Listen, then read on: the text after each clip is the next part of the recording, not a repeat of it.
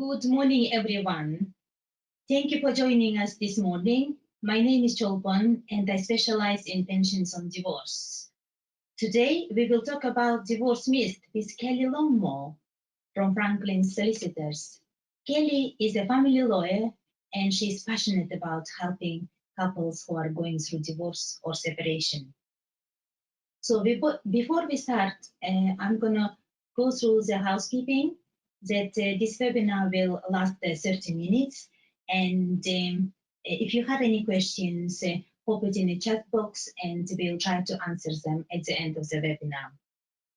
We will be tackling 5 questions today, covering divorce myths. And after every question, we'll have a little exercise for you to complete to find out whether it's true or false.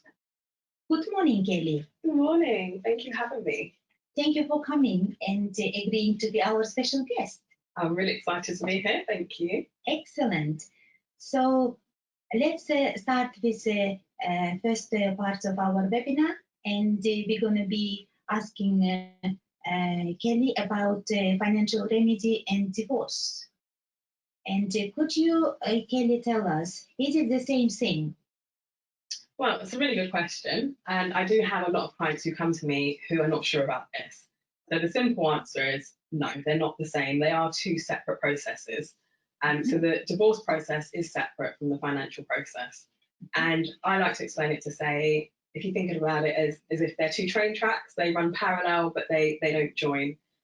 With the divorce, it deals with the marriage itself and legalising the separation. With the finances, it deals with financial claims. So claims a spouse can make against their spouse during that process. So with the divorce process, to start it off, you have to make an application to the court. And when you make that application, there's one ground for divorce, and that's the irretrievable breakdown of the marriage. And so to establish that that's happened, a spouse will have to give one of 5 facts. So for example, adultery, or unreasonable behaviour, or 2 years separation with consent. Just depends on what fits the circumstances. And they'll choose that in the application, and that will start off the process. There are 2 stages to the divorce. So you start off with making the application and you progress to the first stage, which we call decree nisi.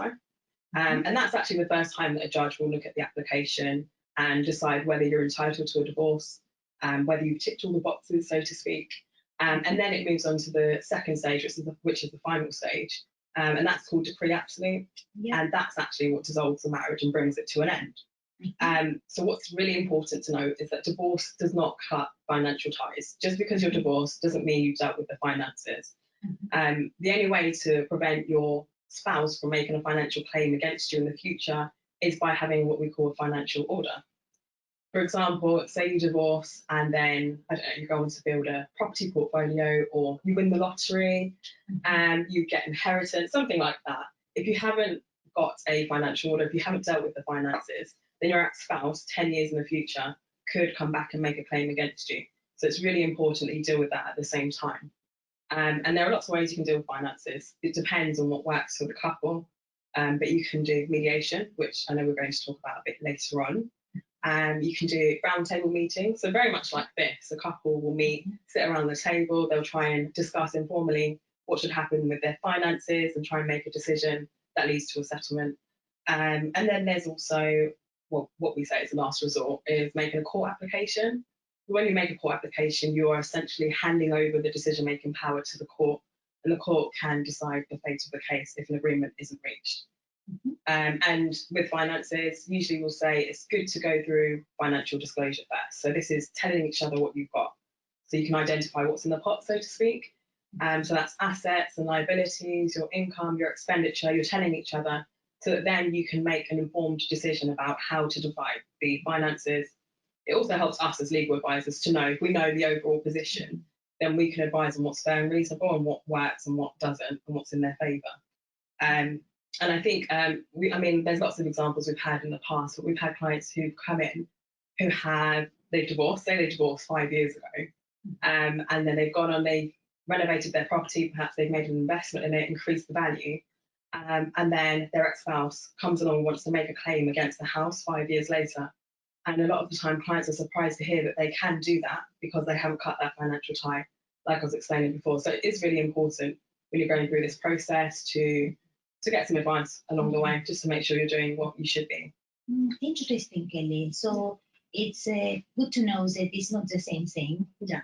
And the important thing is to make sure that you have that financial order in place in order to avoid any disputes in the future. Yeah, right? I think it's essential. Yeah, excellent. Thank you so much, Kelly, for helping us to demystify these terms. So we're going to be now doing little exercise, which is about once you're divorced, my ex-spouse cannot make any claims on my finances. Is it true or false? So we're going to see our attendees to answering those questions and see what it comes to our attention. You click on launch. Yeah.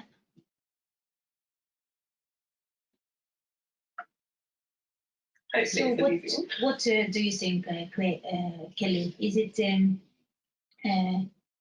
true or false? I'm going to say it's false. It's false. Yeah, we just covered this one, didn't we? Thank you so much, Kelly. And second one, we would like to talk about collaborative law and mediation when people decide to divorce. What is the best route to choose? Sure. So collaborative law and mediation, they're both forms of what we call alternative dispute resolution. So it's a way of trying to reach an agreement. And again, I would say it really depends on the couple's circumstances and what fits and what's right for them. With mediation, the couple will meet with a third party, so they're a trained professional who will guide them and help them facilitate the conversation that leads to an agreement. It's really important to note that mediation is not about reconciliation and it's not about counselling. So the mediator is not trying to get the couple back together.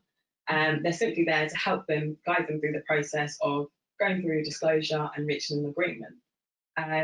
The mediator is impartial, so they're not like a lawyer where they would give advice, but they are there to help them and they don't take sides. It's also really important to note that a mediator will be comfortable.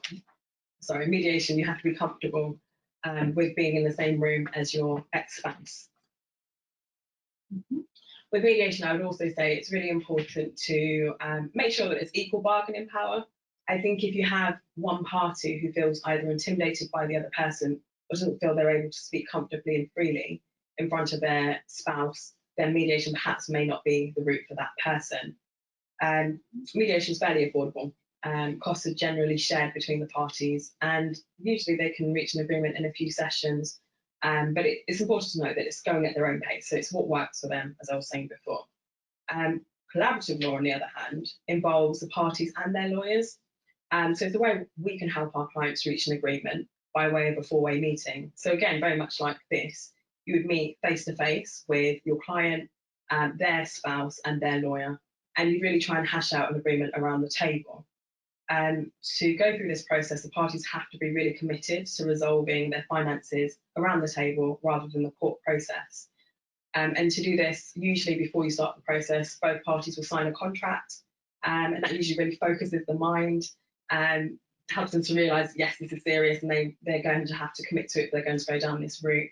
And I think the benefits of collaborative law is that the parties lead the discussion, so they're in charge of it, they take control of it, and they're assisted by their legal advisor along the way. Also, what's helpful is that collaborative law is built around the parties' timetable, so they don't have a timetable imposed on them like you would if you're going through the court process. And once you've been through that, and if an agreement is reached, then you'll have the documents drafted, you'll send them to court, ask the court to approve it. And one thing to note about collaborative law, however, is if it breaks down, so if one of the parties decide this is not working, I can't reach an agreement this way, I want to take the matter to court, then they will have to change legal advisor. They can't use the same person they used during the collaborative law process. And essentially you're kind of starting over again with building that relationship with the legal advisor. So I think that's a way to keep people committed. Yeah, and does it mean to say if you choose to go through mediation route, you don't have to have a collaborative lawyer?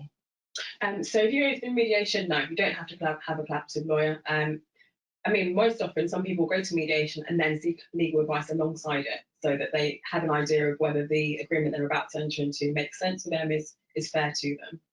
So it means if you choose to go through mediation route, it helps to move quicker in terms of to finalize everything.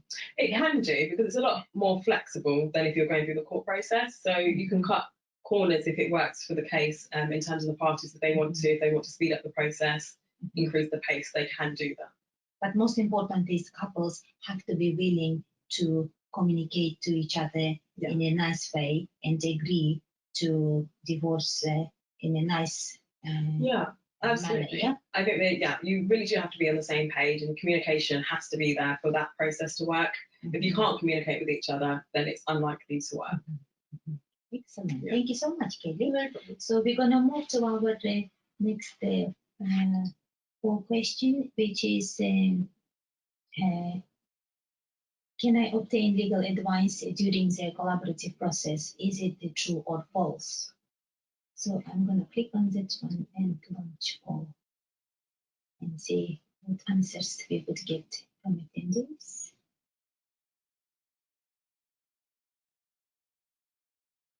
So we've got an answer, true. Do you think it's correct? I do. It is true. That is true. You absolutely can obtain legal advice during that process. Excellent. Fantastic. So we're going to move to our next part of our webinar, when we would like to talk about consent orders when parties agree on financials. How often does it happen in practice, Kelly? Well, nowadays, I would say quite a lot, actually. It's a lot more common that clients will come in and say, I've already reached an agreement with my partner, I just want this formalised. And so consent orders are becoming a bit of our bread and butter work, so to speak, like divorce process. With consent orders, they generally refer to any agreement that's been made into an order that's agreed by the parties.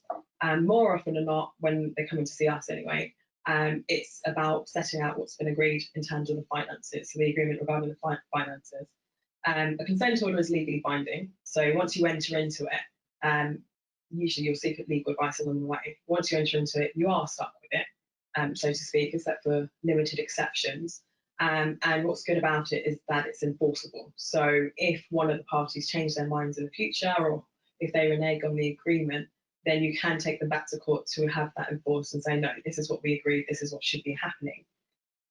In a consent order, you'll set out the agreement that's been reached. So a couple will decide how they want to divide their assets and their liabilities, income and expenditure and so on. Pensions, if that's relevant, can be dealt with in the agreement. And again, more often than not, a consent order will have what we call a clean break clause, which is important because it protects a spouse's future money or inheritance, assets and so on from future claims. So it's usually really important to have that in there. When you're going through the process of preparing a draft consent order, alongside that, you'll have what we call a statement of information. So we call it a D81 form. And basically what that is a snapshot of the parties' finances at the time they're entering into the agreement. And this is presented to the court at the same time, because a judge will need to consider whether the agreement reached is fair. Does it make sense in all of the circumstances?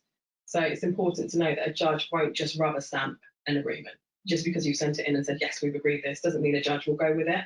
A judge will look at it sensibly and in accordance with family law, and decide whether it's fair and reasonable, whether it makes sense. And so we always say, when you're doing these applications, when you're making it to the court, the more information you give, the more justification you give, the better, because then the judge doesn't have to ask as many questions to clarify things. So yeah, the more information you give, the better. Following that, once you're ready to make the application to the court, you have to have reached decree nisi in the divorce. So that's the first stage I was talking about. You can't do it before that. It can't be approved before that. So either after decree nisi or after decree absolute. So once you're actually divorced, you can send the application to the court and it will become binding once approved. And again, just to give examples of when we've had this in practice, we've often had clients who have come to us who have reached an agreement with their spouse, they've done the consent order, they've sent it to court, and then the judge has rejected it because it's unfair to one of the parties. And we've had clients who've come in when we've looked at the terms of the agreement, and we've advised them actually this wasn't a good deal for you. It wasn't fair. It's not within the realm of reasonableness in our view. And so it's actually a good thing that the judge has rejected it, because it gives them a chance to review, to reconsider, in the light of legal advice, and make a decision going forward. Excellent, Kelly. It just goes to show how important it is to have the financial order in place, and to be able to protect yourself from future claims if you receive inheritance or suddenly you win a lottery for £1 million. Yeah, so it does make sense to have it in place. Absolutely, I agree with that. Okay, excellent. So we're going to be now going to our third call, which is again about consent order. And question was, consent order is legally binding and can help me protect my future assets, money. Is it true or false?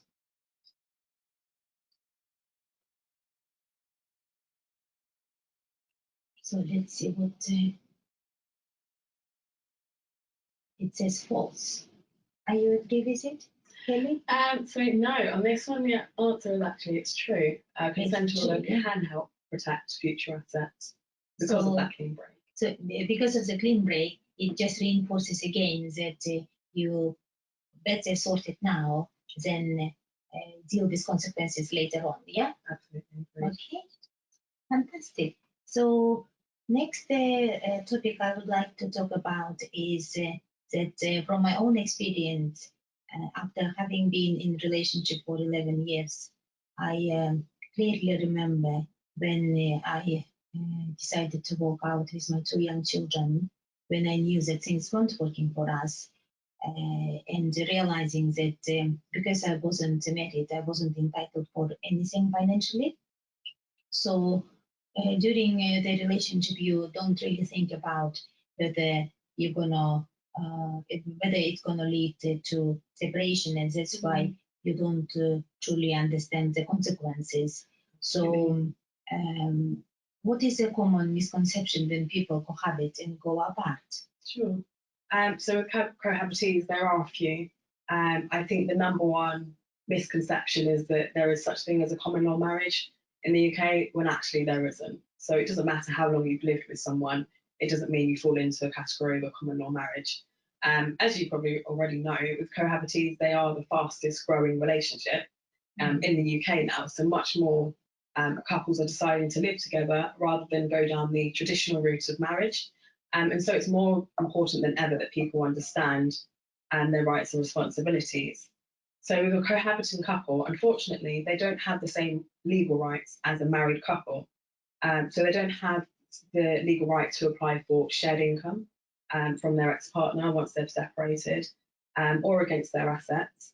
And certainly in terms of property, their claims are limited as to what they can do about that. Quite often, in cases that I've worked on, if the legal ownership doesn't really reflect the true relationship, so parties are living together in a house, perhaps it's registered in one of their names, but actually the other party has been contributing towards the property, then it can become really complex. And it's then down to a court to unravel what the true intentions of the parties were whilst they were in the relationship and what should happen with the property. The problem with that is it's a lengthy process. It can take time. It can be quite costly. And with cohabitees, the law is dealt with, it's dealt with under the remit of property and trust law rather than family law, which again is quite strict and quite black and white, which doesn't really apply too well to family situations. So with cohabitees, I think it's really important, and I'd certainly recommend that they at least seek some advice when they're deciding to live together, and consider having a cohabitation agreement. A cohabitation agreement is an agreement where parties who are deciding to live together, 2 or more people, can enter into it and regulate what's going to happen in their relationship. Quite often people will decide who's going to pay the mortgage, for example, who's going to pay the bills, if we need to renovate, how are we going to contribute, how will that impact our interest in the property, and so on. It just essentially records the arrangements between the parties during the relationship and what should happen if, unfortunately, that relationship breaks down. I would certainly recommend it if a couple are going to buy a property together. and the property is only going to be placed into one of the parties' name for whatever reason. Sometimes that happens because of credit and so on. I think it's really important in that case to at least consider having a cohabitation agreement to really work out what should happen if, unfortunately, the relationship doesn't work out, and have trigger clauses. So have review points in the future. Say if you have children, should that change? Should what we've agreed at the start of a relationship change now that we have children? It's a chance to reflect and review it. I think with cohabitation agreements as well, they can be flexible. So it does give the parties freedom to agree what they want to in terms of how to regulate the terms of their relationship of living together. I know it can be difficult. I know not a lot of people want to think about entering into a contract when they're getting into a relationship with each other. I mean, it's a bit like a prenup. Not a lot of people like to talk about that. But I have the benefit of seeing it from the other end. So quite often I see it from when things have gone wrong. So things have gone wrong, and had they had that agreement at the start of the relationship or when they moved in together, then things may have worked out a little differently. Yes, there's a cost with a cohabitation agreement, but usually the cost of litigation, if things go wrong, can be a lot more and can outweigh that. So it's certainly worth thinking about. I've certainly worked on cases where I've had clients come in, they bought a property together, they've separated, one moves out, and the one who remains in the property works on the property, renovates it, looks after it, maintains it. Years later, their ex-partner comes back and decides they want to make a claim against the property. And things can become really difficult then, because not only have you financially invested in that property, but you're also emotionally tied to it. You're the one that's looked after it. But with property law, it can be quite black and white and can decide and make decisions that people are not happy with. So I think if you can avoid that, it's worth certainly thinking about it. It just goes to show how important it is to think about this kind of things before you enter into any relationship. The trouble is when you are in love and when you start that relationship, you don't think that things will go wrong. But as you stated, it does happen in reality, and it's best to be prepared and to be sorry. Absolutely. So do you think there will be any change in law in favor of cohabiting couples in the future? It's certainly on the horizon. I mean, there's lots of campaigns, there's lots of people making noise about it, that this area needs to be reviewed and looked at. And so I think reform is on the way. Who knows when? Yeah. What I can definitely say from my own experience, that when I entered that relationship with my ex-partner, I never thought that I would ever separate from him, especially we have two common children, and you would want them to be in a proper family. But unfortunately, things didn't work out, and it took me quite a few years to get my head around that things weren't working for us. And then I had to make that biggest decision in my life to separate. And even so, at that time, it was painful. I can say today that it was the best decision I have ever made. And since then, it reinforced me even further to help other women who are going through divorce and or separation. Sure. And that's why I decided to specialize in pensions on divorce. Yeah. And I'm delighted that you are here today, helping us to demystify those myths about divorce, and we can have an open conversation about it. Yeah, absolutely. I think these conversations need to be had. If the more awareness that's brought to this area, the more people can be helped by it. So, yeah, absolutely. Yeah. So shall we move to our fourth question 4, which is about the topic we just covered. As a cohabitee, I have rights to my ex-partner's income and pension after separation. Is it true or false?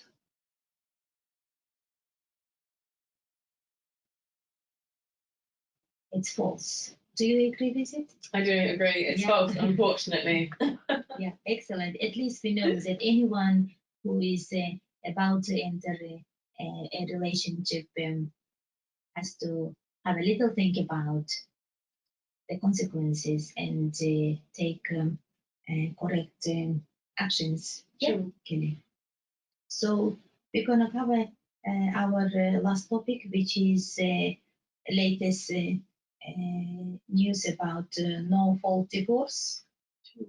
So do you think there is any benefit of having this new Yes. Well, no fault divorce. It's a bit of a buzzword at the moment. It's long awaited. So lots of family lawyers have been campaigning for this for such a long time because many think that the divorce laws at the moment are quite archaic. They're quite they encourage conflict in some ways. So with the no fault divorce, the UK Parliament have passed the Divorce and Dissolution Act this year, and it should be coming into effect next autumn. And essentially, what it will do is introduce a new divorce procedure. So it's going to remove the need for parties to blame each other for the breakdown of the marriage, which is really good news for a lot of people because at the moment, if you don't want to wait a 2-year period to separate on a no-fault ground, then you do have to think of reasons to blame the other person, whether that's unreasonable behaviour or adultery. And as you can imagine, that all that does is encourage conflict. It encourages blame to be shared or to be put on the other person. And it's not the best way to start off when you want to try and negotiate terms of a settlement. So a lot of people have been waiting for this change, and I think it's welcomed by many. What's interesting is with this new law, when it introduces this new procedure, it will remove the need to rely on the 5 facts that I talked about before, so adultery, unreasonable behaviour, and so on. And actually, you'll be able to have the option of applying for a joint application, so you can apply together with your spouse for the divorce. Also, what's quite interesting is it's going to remove the possibility of contesting the divorce.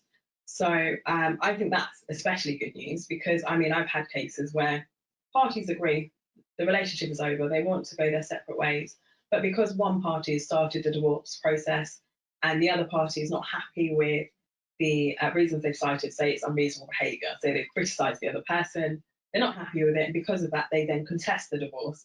And what that does is just open up a whole other layer of course, it drags out the process, it becomes very difficult and just brings conflict where you could otherwise have avoided it. And it's also quite costly because if you do pursue that, a contested divorce, you end up having another hearing, which you wouldn't have normally. So I think it's great that that's coming in, that possibility of, removing the possibility of contesting the divorce, because ultimately, even if you did contest the divorce now, ultimately you have the same outcome, which is a divorce. That's what they both want. It just takes a lot longer to get there. So I think that's really welcome news. I think the idea behind the Act is to reduce conflict and to encourage parties to focus on the more important things like children, what's going to happen with the children, or finances or property. So they're free to focus on their energies on that rather than fighting each other over whose fault it is that the divorce has happened, whose fault it is that the relationship has broken down. So hopefully it will be a lot more smoother going forward and less contentious. But only time will tell. We'll have to wait and see. So it means it just gonna take that extra aggravation between divorcing couples. So it is actually much better process rather than trying to find the fault in each other. When in reality, we all know that it takes two to make a mistake. Yeah. It's true. It's true. Okay. So we're gonna now do our last poll, which is about new divorce procedure removes the need for reliance on 5 facts and introduces an option for a joint application. Is it true or false?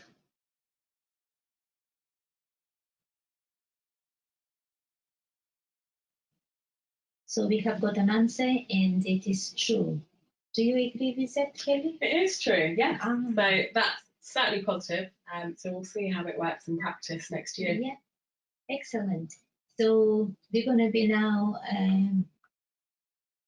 checking if we have any questions about today's webinar. And I'd like to take this opportunity to thank you everyone who attended us this morning, and Kelly for coming and helping us to demystify divorce myth. No problem. I'm glad to be here. Yeah, excellent. So we're gonna just see and check if we have any questions.